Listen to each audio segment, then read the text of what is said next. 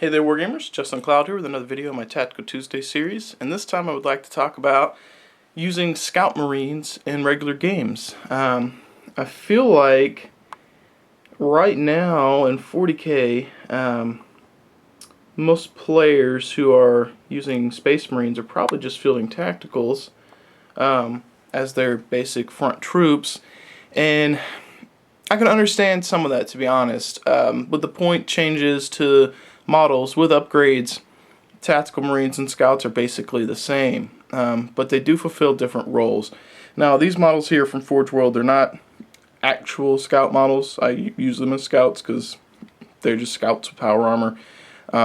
They look cool, but I just use them as scouts. So anyway, what options are there for the scouts in a normal game?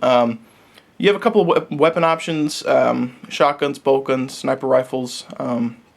I don't remember if the Space Marine ones get close combat weapons and pistols like the Space Wolves do. But generally, I think that most people who use scouts are probably leaning toward the sniper rifles. If you're running bolt guns or shotguns, you're probably going to be putting your scouts inside the land speeder storm, which I don't actually run. So I'm going to focus on what I use the scouts for, and I outfit them with sniper rifles and camo cloaks. I have found that running an Aegis defense line with scouts with camo cloaks and sniper rifles is not bad. With the 4-up cover save from the Aegis and the camo cloaks upping that by 1 because the stealth is not bad. A 3-up save at range, being able to hold a backfield objective and or fire the Icarus las cannon or the quad gun if you purchased one, which if you're running scouts with an Aegis defense line, you probably would want to do that.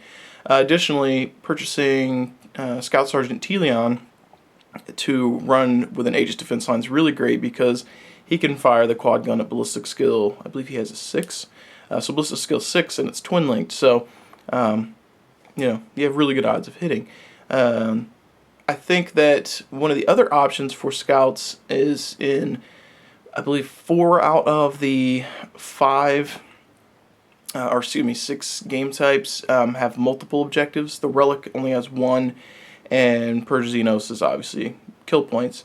But in objective games where there are multiple objectives, based on how they are strategically placed, being able to infiltrate a unit of scouts onto an objective, particularly one that's in some type of terrain, really makes the scouts hard to dislodge with their increased cover save from their camo cloaks. And in addition, in area terrain, let's say if you are in woods, based on the rules, if you go to ground, you get +2 to your cover save. So, for example, area terrain that is woods is a 5-up cover save. With camo cloak, you have a 4. If you go to ground, that's a 3 and then a 2 because it goes up by 2. So, 2-up cover save if you go to ground in the woods with a sniper with camo cloaks for Space Marines. So, not too bad. Granted, they're forcing you to snapshot at that point, but if they're going to focus the fire on you. The major downside to scouts and pretty much anything that has low armor value, or high armor value, and relies on cover in Warhammer 40k is anti-cover is a big deal right now. On the flip side, against Tau, they may be able to take out your cover as a scout, but their small arms fire, which aren't that small, but their strength 5 AP 5 weapons aren't going to pierce your armor on your scouts. So at least you have that going for you as a Space Marine, whereas most armies that rely on stealth and cover have really bad armor saves. So they get hurt a lot worse by anti-cover. The Bale Flamer from the Helldrake, that's going to barbecue them, but it's also going to barbecue Marines who don't use cover anyway. So what can you run in conjunction with scout snipers who are ideally camping objectives in terrain or holding up kind of the backfield, back to midfield? They do really good on infiltrating, but what can you run with them that is going to alleviate some pressure?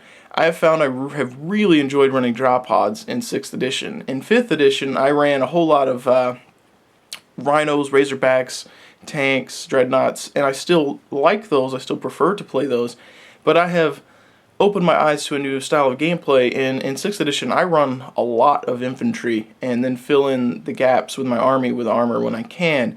So I would normally run 3 drop pods with 30 tactical marines total, throw them in my opponent's face, and just see what happens. As the rest of my army pushes forward, they've got the tactical marines in their face that they have to deal with immediately. So if you run Tactical Marines and drop pods, and you drop them in, ideally, turn 1, and they jump out and they're in your opponent's face, maybe they're contesting objective, they're taking out vehicles, they're laying, small arms fire onto squishy troop choices, whatever, they're going to have to focus the Tactical Marines before they focus on your scouts. So that buys a few turns of your scouts living, their survival's going up, in addition to the fact that ideally your scouts are going to be sitting on top of an objective, and late game, hopefully you've taken out most, if not all, of your opponent's easy options for dislodging the scouts. So that is also a valid option. In addition, the scouts have some options for heavy weapon. I don't have one here, but I feel like they lend themselves really well to either the rocket launcher, the missile launcher, because it has the Strength 8 AP3 crack, and then it has the frag small blast template. In addition, they can get a heavy bolter that has a Hellfire shell, small blast template, wounds on a 2+. So their heavy weapon options aren't terrible, actually pretty reasonable depending on what your point totals are. And finally, one of the other major advantages to scouts in 6th edition right now is monstrous creatures are a big deal. Now granted, the snipers don't have an increased chance to shoot flying monstrous creatures, but if they hit a monstrous creature, they wound much more easily than a Tactical Marine will, because they are sniper weapons. They wound on a 4-up no matter what. Rending's also pretty brutal against monstrous creatures if you can, get that off. And precision shots can also be very useful against squads. I think that the precision shots are undervalued or underestimated. Being able to precision shot at the beginning of 6th edition, I feel like, myself included, most players felt that was really good for taking out sergeants, captains, juicy targets. The problem is, with a lot of your independent characters that you would be allocating those wounds specifically to, they can still look out sir those rolls away. So rather than waste your precision shots on sergeants and captains and so forth, or HQs, you can use your precision shots to take out special weapons. So if you're going up against a Space Marine and they have a Melta in their tactical squad that you really need to take out, you get a precision shot, put the wound on the Melta guy, make him have to roll because he cannot look out sir that. So hopefully some of the scout options that I've presented will be useful for you guys, whoever may be watching this video. And if it is, please comment below. Let me know what your opinions are, what you may have done. If you've tried any of my suggestions, give me some feedback. Let me know if it's worked for you, if it hasn't worked, or if it has worked and you've improved it or have something to add. Just let me know. As always, guys, I hope you enjoyed. If you liked this, please like and subscribe. Again, feel free to comment below. I'd like to hear what you have to say. I'll try and improve my videos in the future. And as always, guys, happy wargaming.